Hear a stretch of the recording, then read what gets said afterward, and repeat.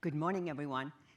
With that lovely words from David, I don't know. I have a reputation to deliver on this morning. Anyway, as Clara noted, we've been using this credit data for several years now, anonymized, just to reassure everyone, to explore this notion of well-being in our communities. What does it mean? How might we understand it? And the credit data is interesting because, as she said, it's current, it's got good coverage. We can think about a community all the way from the US down to the zip code level. And then we can make these comparisons among these communities over time. So it is an apples to apples, which is a frustration for me when I look at other types of data. Now, we're all familiar with credit data as balances, delinquencies, student loans, stuff like that. So I should just tell you up front, that's not the approach that I will be taking. In our approach, we think about credit as a financial asset that allows individuals to borrow, to pursue opportunity, or deal with adversity. So it's a different mindset that we're going to bring here. And because credit is a financial asset, you can then ask whether a community is rich or poor in that asset. And that is the fundamental approach that you will see in the data that I'll be talking about. Now, the challenge, as I'm sure you're all thinking, is, okay, but the credit data measures debt. It's backward looking. And access is a potential to be able to borrow at choice. It's forward-looking. So how do we square this circle? And I will explain to you that we do it by using an index, and I'll explain how we do that. So this morning, I'm going to show you evidence on over 12,000 cities. These cities are the home to 68% of the adult population, and you will see evidence of unequal access across cities. But you'll also see that access varies over time. And so my takeaway when I looked at this data was that our understanding of community well-being is sharpened when we take into account both current conditions and the underlying dynamism in the cities. Okay. So let's jump into it and look at the index. Now, there are two components to the index. One is we want to measure who has access to credit. And remember, access is the ability to borrow when you want to at fair terms, at choice. And then we'll have to measure how prevalent is it in the community, the city. I should say we're using cities, but we could have used any other definition of a community, and we have done so in other reports. So it's just to simplify and clarify thinking this morning. Now, to measure access, the way we do it is that we use complementary outcomes that mark a resident as being an attractive borrower to a lender. Now, the outcomes that we use are very familiar to you. Revolving credit is a measure of, are you an active user of credit? Then we want to know, are you not leveraged? You have enough headroom in your limits. Do you have a prime score? Do you pay all your credits on time? These are the outcomes. For the base for prevalence in the community, I ask, what % of adult residents in the community have a credit report? And then we call this the local credit economy. So what you do is you average the outcomes, multiply it by the base, and you'll come up with a score. You take the score and you place it on the spectrum of values. High scores, high access. Low scores, low access. And these severity tiers are approximately quintiles, right? Now, let's see how this plays out in the context of the US. So let's go to 2007. Let's think this through. If every adult in the US had a credit file and a credit score, and they had all those good outcomes, the perfect score would be 100. But in fact, 92.1% of the adults had a credit report. If all of them had those good outcomes, the score would be 92.1. But in fact, some of them had delinquencies, some of them had subprime scores, there was stuff going on. So the actual score for the US in 2007 is 55.5. Let's just do another one. 2018. Everybody there, perfect outcomes, 100, right? In fact, in 2018, 89.5% of adults in the US had a credit report. And of course, some of them had, delinquencies and stuff like that. So the score is 55.3.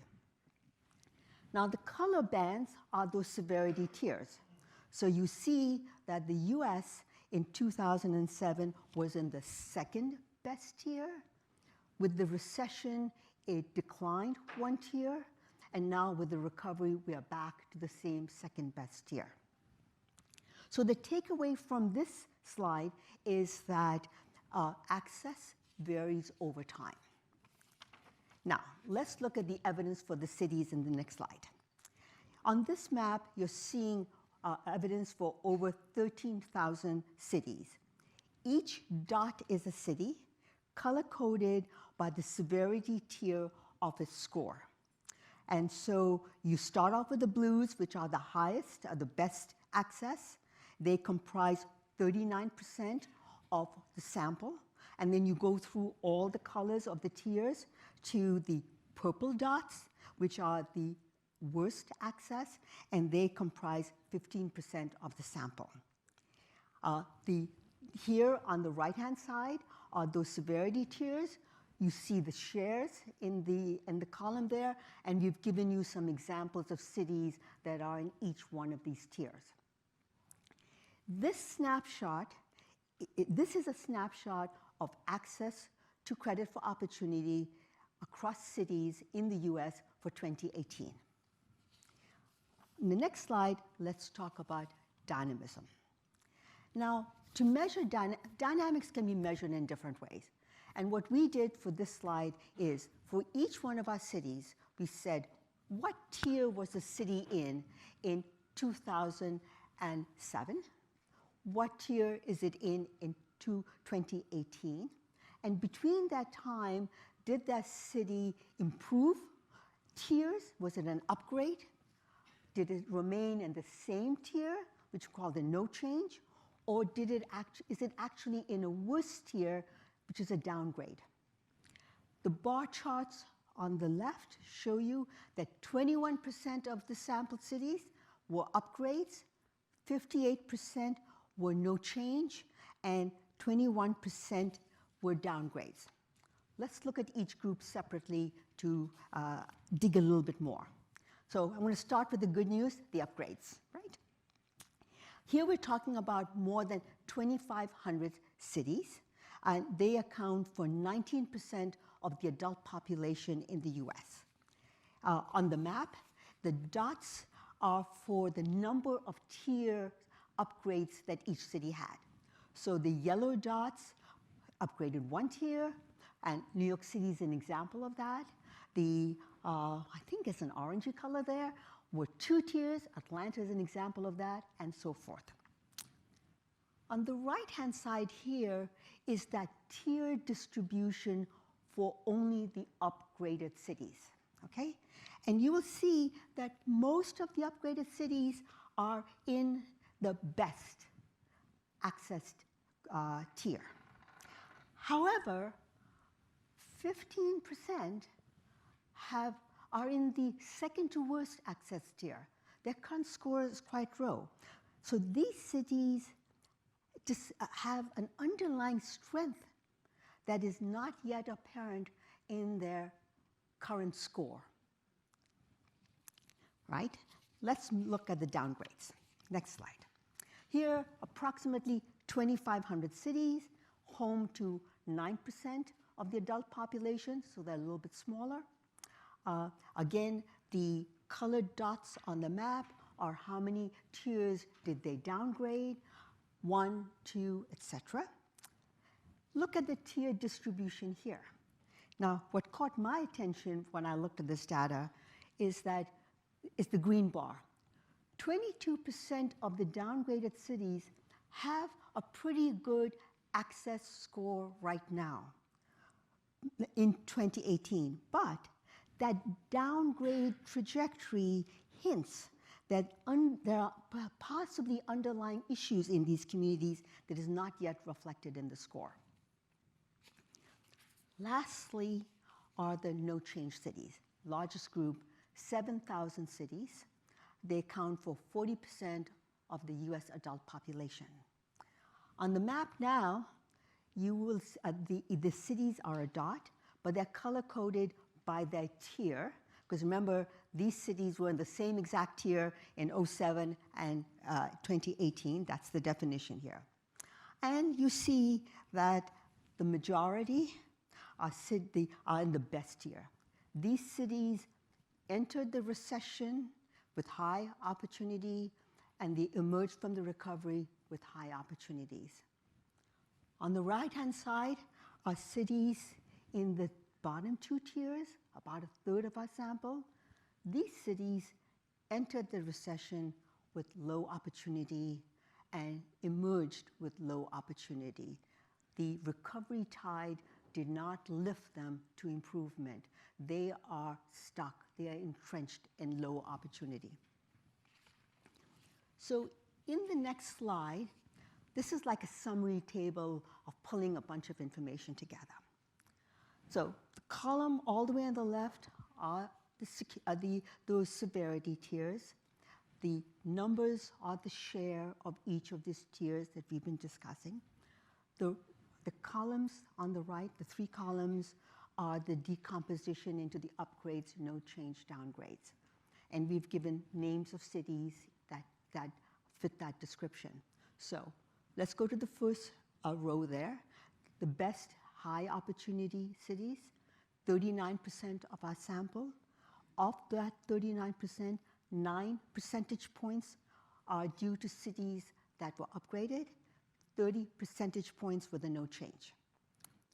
Go to that orange row, the mid-tier cities, 13% of the sample, 4 percentage points up for no change, 5 down. Notice New York, Los Angeles, Boston, familiar names are in the upgrade. Washington, D.C. is a no change. Wichita is an example of a downgrade. So what I'm saying here is these cities are going to have similar scores in 2018, but the underlying histories of these cities actually differ quite a bit. Let's go down to the bottom, the purple, the worst tier. Now you'll see Baltimore, Rochester, Albany. Again, similar scores, but Baltimore and Rochester have low access because they're entrenched in low access. In contrast, Albany has low access because it has not had a full recovery after the recession. Now, you're all kind of wondering what is driving the momentum, right? What is underlying it? So I have to say, these analytics are really not about causality. They're not designed to address that question. They are best for benchmarking, monitoring, comparing communities, what's happening over time. Even so, I'm a researcher, so I have to say something, right? And so, broadly speaking, in the next slide, what I do here is we can sort of say, how can we describe these groups? So with the upgrade cities, what we can say is that these cities are larger. You saw that. They're kind of mid-tier. But they are characterized as communities where that credit economy is expanding, right? The prevalence of people with prime scores is growing, right? People who pay their debts on time is growing, it's enhancing. In contrast, the downgraded cities, they're smaller, and they occur in all the tiers. They're not clustered in any one tier. But here, the credit economy is shrinking. It's shrinking because people are exiting the economy or they're not joining, right? They're not using that revolving credit. They're just not active users. That could be because these people are over-leveraged or they don't have much capacity on their credit lines. So these are all issues that you need to sort of dig into for the cities to figure it out. But I really think that credit data is better as a mirror than as a causality, and then the discussion and the insights as to what's driving the cities has to be dug into. So, closing thoughts.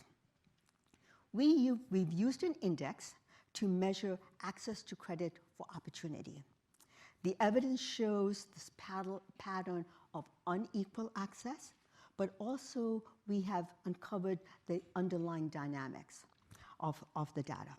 And the key takeaway for policy, I would suggest, is that a city's score and its underlying momentum are useful additions to the policy toolkit to sharpen our understanding of well-being in our communities. Right?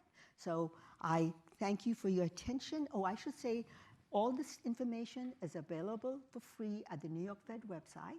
And Claire, do you have time for a few questions? Okay, good.